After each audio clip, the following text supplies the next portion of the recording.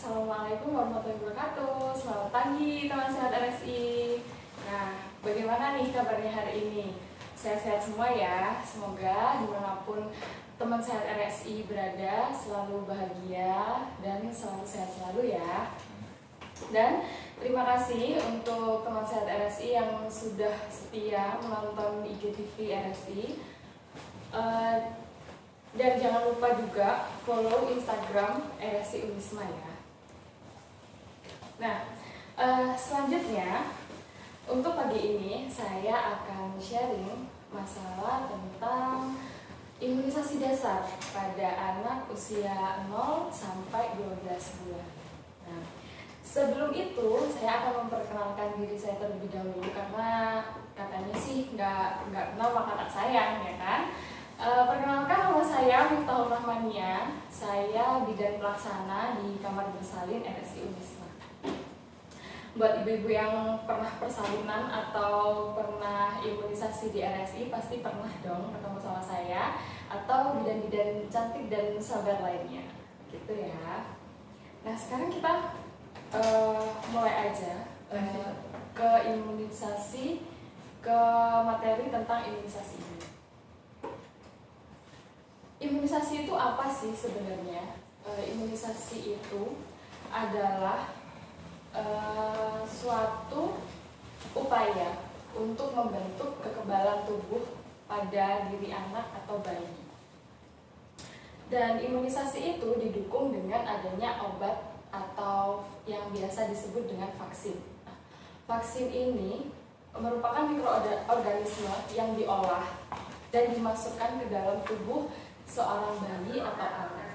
Nah, nanti vaksin ini akan membentuk kekebalan dalam tubuh kita dan yang membuat tubuh kita itu kebal akan adanya bakteri atau virus yang masuk dalam tubuh anak atau bayi itu. Nah, tujuannya apa sih dilakukan imunisasi pemerintah itu sangat gencar untuk melakukan imunisasi, harus imunisasi, anak usia ini diimunisasi ini. Kenapa sih? Karena imunisasi itu bisa mencegah penyakit-penyakit yang bisa ditanggulangin atau dicegah dengan adanya imunisasi, dengan diberikan imunisasi. Nah, nanti imunisasi itu ada beberapa macam. Macamnya ada 5. Nanti akan saya jelaskan satu persatu. Kalau semisal nanti teman sehat ada yang ingin bertanya, silahkan untuk bertanya pada kolom komentar. Nah, yang pertama ini tidak asing ya untuk kita. Jadi itu namanya imunisasi hepatitis B. Imunisasi hepatitis B itu diberikan pada bayi usia 0 sampai 7 hari. Range-nya usianya itu 0 sampai 7 hari. Baiknya diberikan 12 jam setelah persalinan. Jadi biasanya setelah lahir 2 jam setelah lahir atau 1 jam setelah lahir diberikan imunisasi ini. Imunisasi ini disuntikkan di paha bayi, paha kanan. Nanti disuntikkan di pahanya. Untuk imunisasi ini tidak ada efek sampingnya ya, efek samping yang terlalu membuat komplikasi tidak ada. Cuman ada bekas suntikannya nanti ada bekas suntikan di paha, dikompres saja udah bisa reda, udah bisa hilang. Jadi hanya itu saja sih kalau untuk imunisasi ini. Jadi harus diberikan di awal yang pertama. Nanti selanjutnya di usia bayi memasuki 1 bulan itu ada namanya imunisasi BCG. Nah, BCG ini untuk mencegah penyakit tuberkulosis. Nah, BCG ini diberikan dosisnya 1 kali di usia 1 bulan. Nanti penyuntikannya itu di lengan kanan atas di sini. Pasti teman sehat sudah paham ya kalau semisal pernah punya bayi yang sudah diimunisasi lengkap. Nanti akan disuntikan di lengan kanannya, itu disuntikan di sini. Lah nanti 2 sampai 6 minggu setelahnya akan tumbuh bisul, seperti bisul kecil. Nah itu adalah normal, alamiah lah seperti itu. Jadi memang akan tumbuh bisul seperti itu di bekas suntikannya. Nah setelah tumbuh bisul itu dibiarkan saja ya, tidak usah diberikan apa-apa, tidak usah bingung, tidak usah cemas karena memang akan tumbuh itu. Nah setelah 2-4 bulan, nah bisul itu akan pecah dan menimbulkan luka di tangan di bekas suntikannya itu. Nah dan itu dibiarkan saja juga lukanya. Jadi biarkan seperti itu. Besar dari lukanya biasanya 2-10 mili. 2-10 mili. Bayi tetap boleh mandi, tetap seperti biasa. Cuma lukanya hanya saja tidak usah diberikan apapun. Jadi biarkan dia kering. Kalau semisal luka ini tumbuh nanahnya sampai ngalir, sampai berdarah, sampai banyak terus membesar, nah itu perlu dibawa ke fasilitas kesehatan untuk dikontrol dari lukanya. Nah selanjutnya yaitu polio oral. Polio oral ini adalah imunisasi yang dimasukkan di mulut dengan 2 tetes ditetesin di mulut. Ini dosisnya pemberiannya 4 kali. Ada polio 1, polio 2, 3, 4. Itu. Ini semuanya diteteskan. Jadi biasanya dibarengi sama BCG sama polio 1. Nanti DPT HIV itu ada polio 2 untuk selanjutnya. Dan range-nya itu jaraknya 4 minggu. Dari pemberian yang pertama. Yang pertama nanti jarak 4 minggu beri polio yang kedua. Untuk efek sampingnya, untuk imunisasi ini tidak ada ya, kebanyakan alhamdulillahnya tidak ada efek samping yang komplikasi juga. Hanya saja dari pemberian imunisasi polio ini, setelah itu dijaraki 10 atau 15 menit untuk bayi diberikan minum susu formula atau ASI begitu. Dijarain dulu biasanya, setelah ditetes terus dijarain 10-15 menit baru boleh diberikan ASI atau susu formula. Nah selanjutnya ini adalah imunisasi yang membuat ibunya cemas. Memang selalu kalau mau membawa bayi untuk imunisasi yang kedua, 3, 4 bulan ini takut, pasti ini ada efeknya gitu. Karena memang untuk imunisasi ini ada efek sampingnya. Ini saya jelaskan dulu ya, biar ibu-ibu juga tidak cemas, teman sehat RSI juga tidak cemas ya. Yaitu DPT, HB, HIB. Ini dosis pemberiannya itu pada usia 2, 3, 4 bulan. Dan dibarengin sama poliotetes. Nah, imunisasi ini nanti disuntikan di paha. Jadi biasanya ibu-ibu atau teman sehat RSI yang mengimunisasikan bayinya sudah hafal. DPT pertama di paha kanan Bu, nanti DPT kedua di paha kiri gitu. Biasanya orang tuanya sudah hafal. Seperti itu ya. Nah, nanti di bekas suntikannya itu akan merah. Tapi sementara, jadi boleh kalau semisal mau dikompres air dingin, tidak apa-apa, nggak masalah. Cuman efek lainnya yaitu demam. Jadi biasanya bayi itu akan demam di hari pertama dan kedua, tapi hanya demam ringan.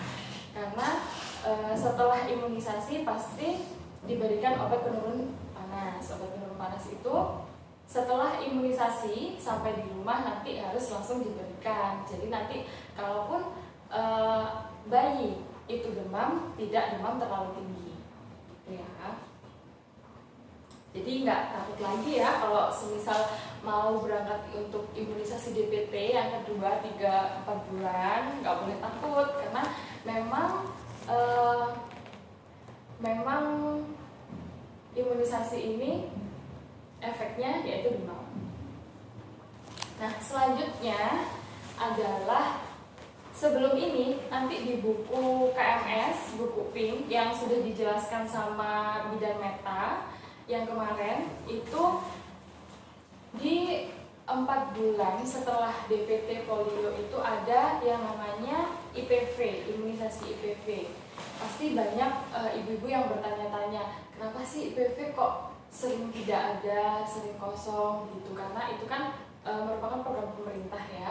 Jadi biasanya ada di puskesmas. Jadi ditanyakan di puskesmas biasanya. Cuman kalaupun sudah ada vaksinnya lebih baik diberikan. Kalau tidak ada, ya menunggu sampai imunisasi itu vaksinnya ada. Jadi sebenarnya ya harus diberikan. Cuman kalau semisal vaksinnya tidak ada ya tidak apa-apa. Gitu. Nah setelah itu bayi istirahat ya. Setelah 2, 3, 4 bulan imunisasi itu istirahat. Nanti 9 bulan bayi kembali lagi untuk imunisasi. Nah imunisasi di 9 bulan itu yang namanya campak. Campak itu nanti disuntikkan di lengan sebelah kiri.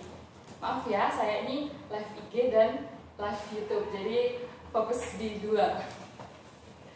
Nah, nanti itu kita menyuntikkan di paha kiri atas. Paha kiri atas disuntikkan di situ pada usia bayi 9 bulan.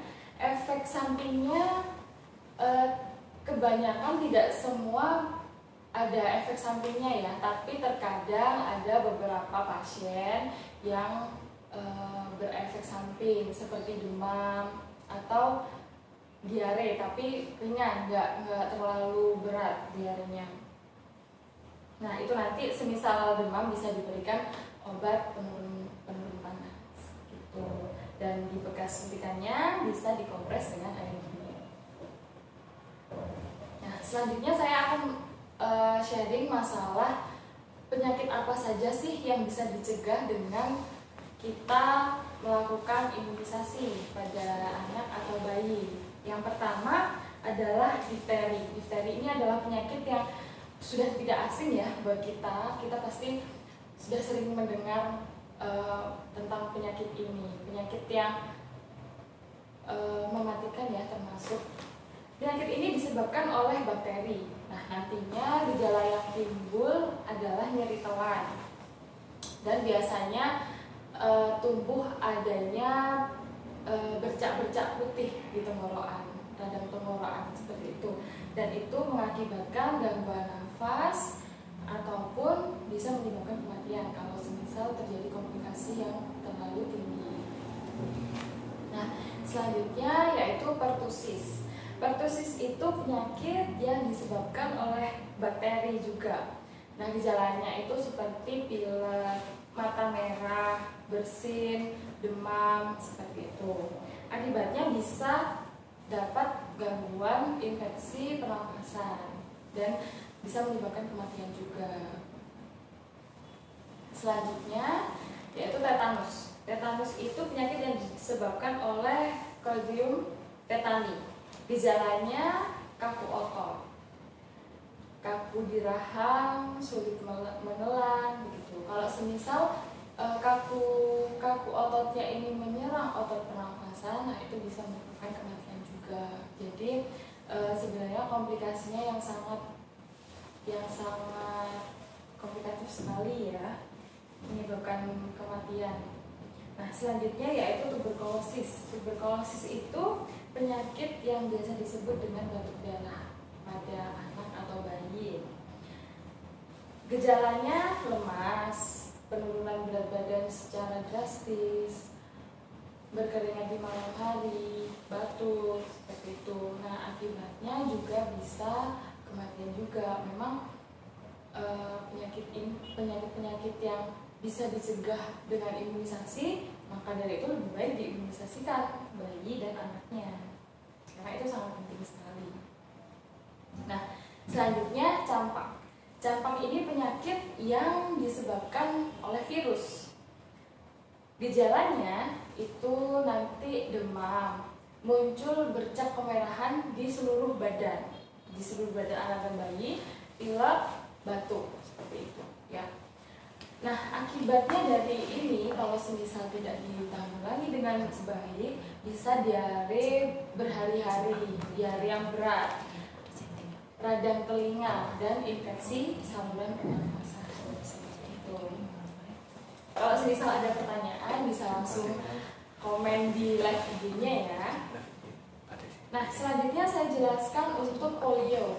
Polio itu disebabkan oleh virus polio 1, 2, 3. Biasanya menyerang anak usia di bawah 15 tahun. Makanya untuk polio ini diberikan vaksinnya secara berkala. Jadi ada vaksin polio 1, vaksin polio 2 gitu. Karena memang virusnya ada bermacam-macam, polio 1, 2, 3.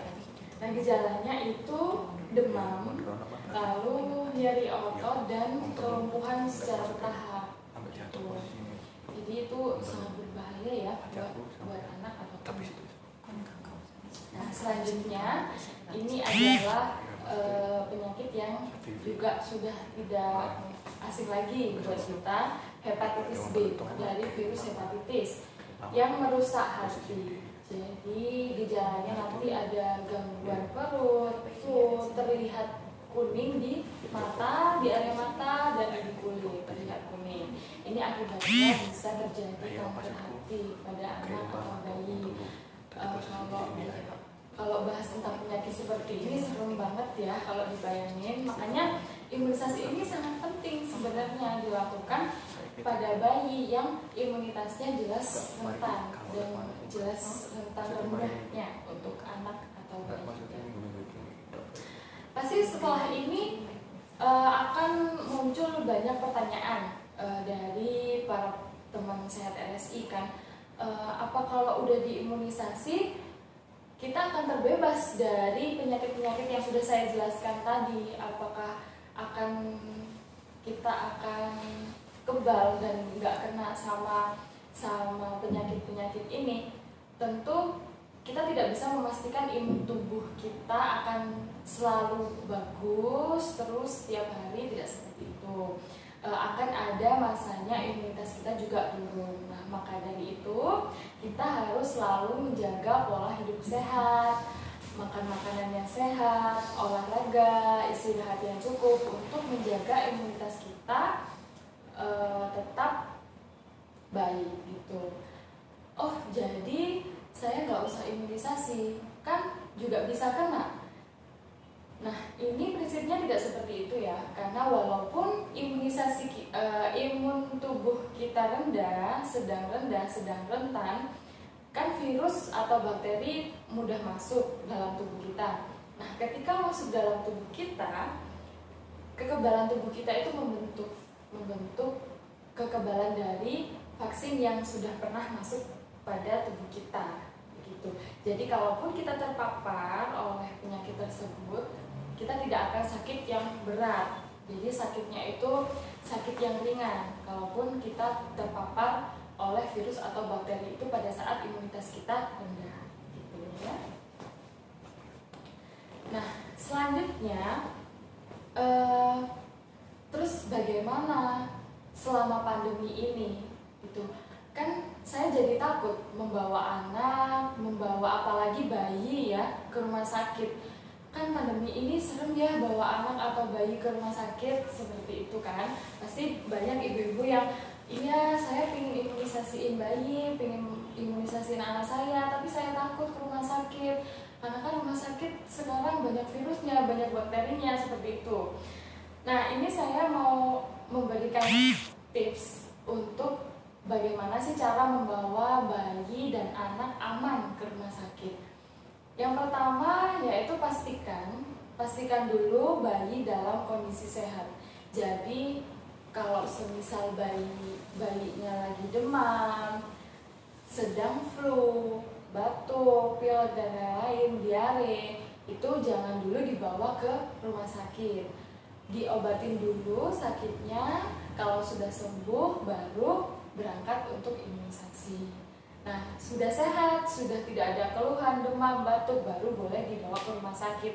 Dengan semisal bayi kan jarang ada masker, tapi sekarang udah sudah ada dong face shield bayi yang lucu-lucu. Nah, itu boleh dipakein face shield untuk bayi. Kalau semisal sudah bisa dipakai masker, bayinya atau anaknya dipakaikan masker, tetap cuci tangan, pakai face shield, dan orang tuanya juga harus sama seperti itu, pakai masker dan cuci tangan. Itu sangat penting untuk menjaga tetap bebas dari virus atau bakteri. Jadi jangan takut untuk membawa anak atau bayi imunisasi ke rumah sakit, karena imunisasi itu malah membentuk kekebalan tubuh untuk anak dan bayi. Jadi sangat penting diberikan untuk membentuk kekebalan tubuhnya itu. Jadi jangan takut lagi ya membawa anak atau bayinya untuk berangkat imunisasi ke rumah sakit.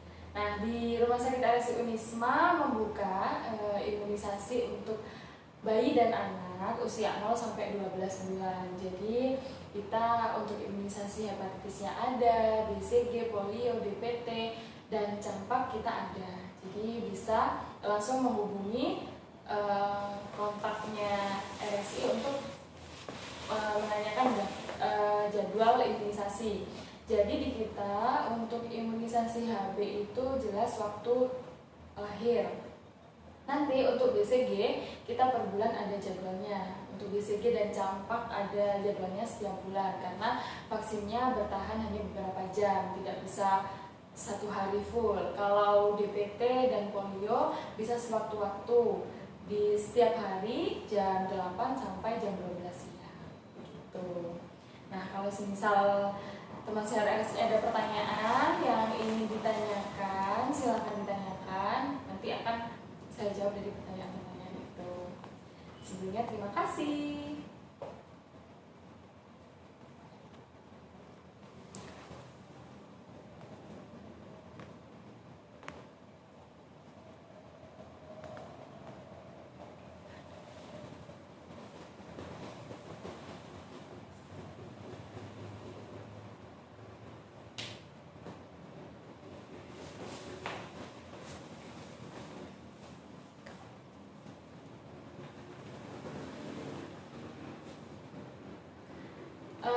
Jadi kan di Instagram RSI Unisma sudah ada tercantum kontak WA ya. Jadi untuk para teman RSI setia bisa menanyakan melalui WA yang sudah tercantum. Jadi bisa bertanya di situ, nanti akan saya jawab di situ. Jadi kita akhiri untuk live IG pada pagi hari ini. Semoga live IG ini bermanfaat untuk teman sehat RSI semua. Nah, sampai berjumpa lagi di live IG selanjutnya. Assalamualaikum warahmatullahi wabarakatuh.